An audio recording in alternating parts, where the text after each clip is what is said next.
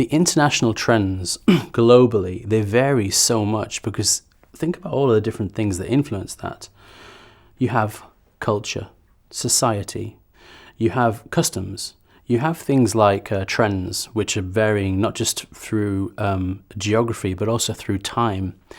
Social media plays a huge role in that. The young patients now, they're constantly adapting and they're modifying these trends.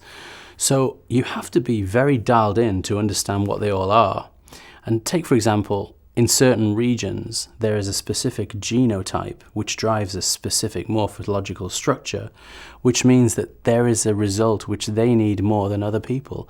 And it's the understanding of that which I think really is the critical part of you becoming the best injector, because the world's becoming smaller, it's becoming more cosmopolitan, and it's specifically big cities like London, New York, Sydney, Dubai, etc. They have an international community, so it's important that we understand that.